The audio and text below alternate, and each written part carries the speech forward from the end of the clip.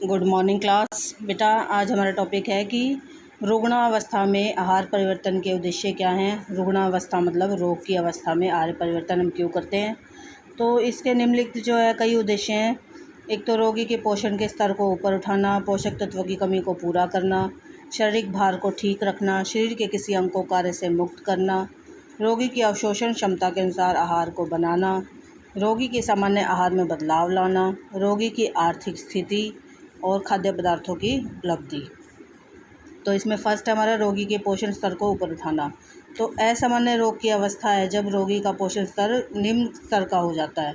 तो आहार के उपचार विधि द्वारा हम उसके पोषक स्तर को ऊपर उठा सकते हैं, ऊंचा उठा सकते हैं। फिर है पोषक तत्वों की कमी को पूरा करना।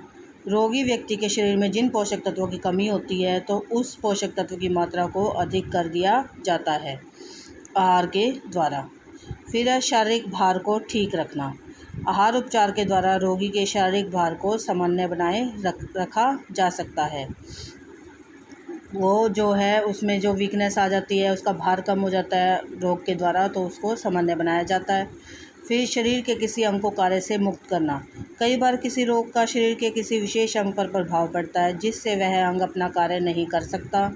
तो आहार उपचार के द्वारा उस अंग को उसके कार्यों से मुक्त रखा जाता है। जैसे गुर्दों के विकार में गुर्दे का कार्यभार कम करने के लिए रोगी को कुछ समय तक प्रोटीन वाला भोजन नहीं दिया जाता है जिससे उस पर भार पड़े, तो उसका गुर्दों का भार कम कर दिया जाता है।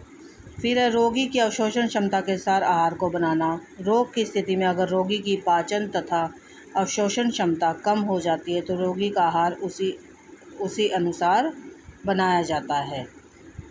फिर है रोगी के सामान्य आहार में बदलाव लाना। रोगी के सामान्य जीवन में जिस प्रकार का भोजन दिया जाता है उसमें ही बहुत थोड़ा परिवर्तन लाकर रोगी को देना चाहिए। रोगी उसको पसंद करता है और यदि रोगी परिवर्तन को पसंद न करे तो हमें उसे प्यार से समझाना चाहिए, उसे वही भोजन देना चाहिए। फिर रोगी की आर्थिक स्थिति। रोगी की आर्थिक स्थिति के अनुसार ही आहार व्यवस्था करनी चाहिए। अगर वह निम्न आर्थिक स्थिति का है तो हमें सस्ते पदार्थ परंतु पौष्टिक पदार्थ शामिल करने चाहिए। अगर वह उस आर्थिक स्थिति का है तो हमें किसी भी मूल्य का खाद्य पदार्थ हम इसमें भोजन में अपने शामिल कर सकते हैं। फिर खाद्य पदार्थों की उपलब्धि। जो पदार्थ अधिक उपलब्ध हो उसको अधिक शामिल करना चाहिए। अधिक उपलब्ध खाद्य पदार्थ सस्ते भी होते हैं। तो ये हमारा रुग्णावस्था में आहार परिवर्तन के उद्देश्य, मतलब रोग की अवस्था में आहार परिवर्तन क्यों किया जाता है।